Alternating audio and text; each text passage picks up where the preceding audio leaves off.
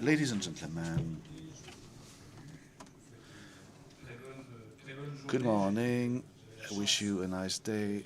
Was lucky to be with you yesterday, and I listened to all the discussions of high quality. As I told you, I'm the vice president of the Manche department, and I'm in charge of transport and mobility. And since we talk about Europe today, I think it's a good choice because we created the EU so we can move freely, we can meet each other, and I would say for the first time that we're talking about something intellectual, and it's a right moment for me because we usually talk about concrete roads, roadworks, and it's an honor to have Mr. Former Prime Minister with us today. So it's a pleasure and an honor to start this meeting today with you, with the audience. I'm a bit stressed because yesterday and even today we have a lot of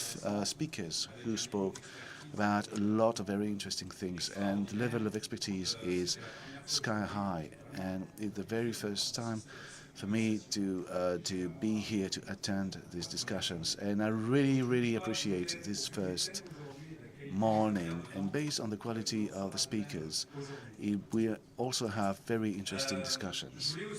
I also wanted to speak because, as a representative of the department, and we had Hervé Morin yesterday, but we have another Morin working. We wished he could be with us today, but I'm here instead of Mr. Morin. So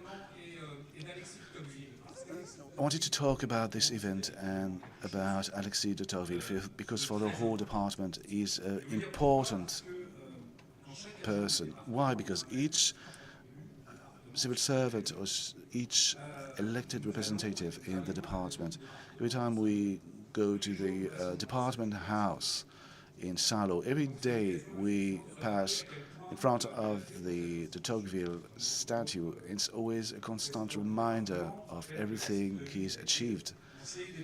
But just to tell you,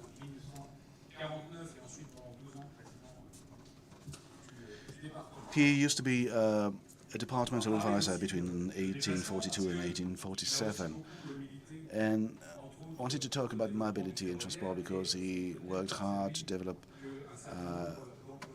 rail, and this is because of him that you managed to come by train from Paris to Cherbourg.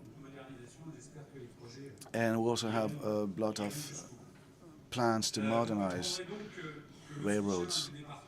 So you will understand that the support given by the department to the foundation is essential.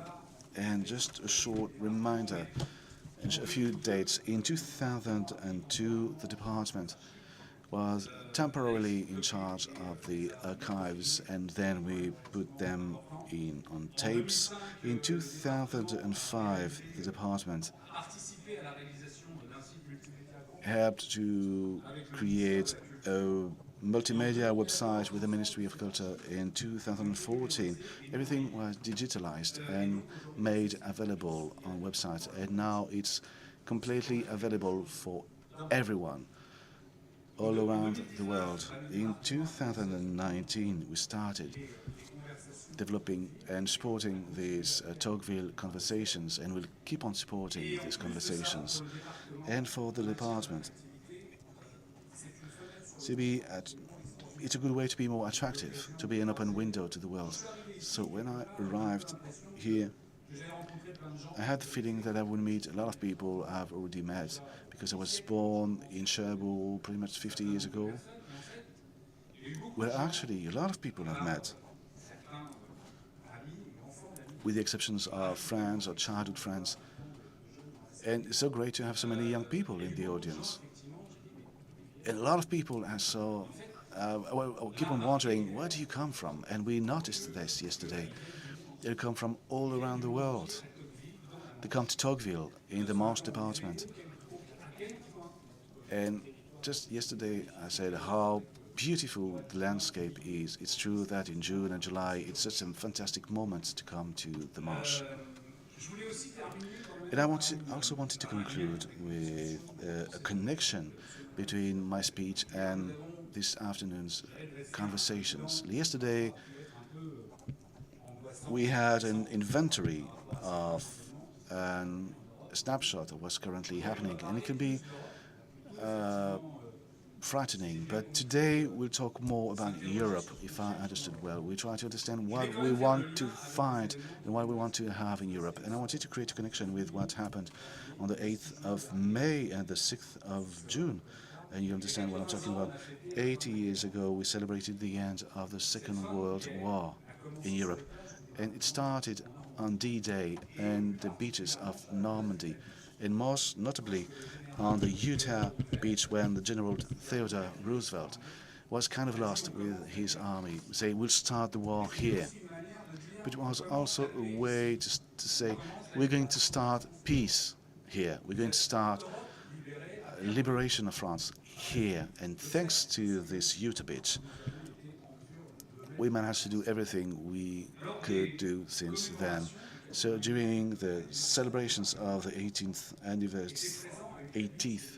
anniversary of D-Day, we had delegations from various countries.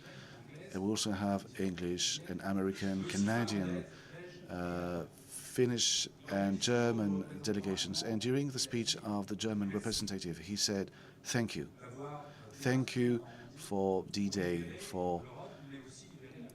during D-Day and for freeing France and for freeing Germany. I thought it was a very strong speech because in order to be Europe, we have to be at peace, but we have to be united because everyone talked and made the speeches in front of the audience, in front of veterans.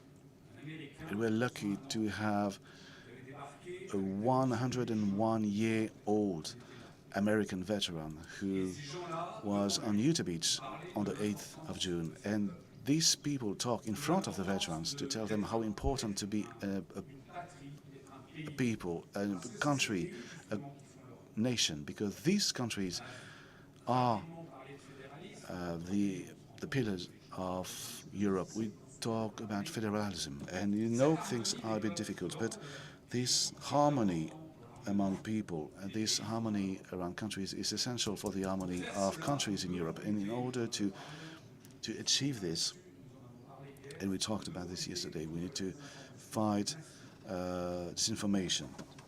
We need to educate, we need to teach, we need to tell stories, and we need to tell to the younger generations what our institutions are, why do we have these institutions, who built them, and it's crucial.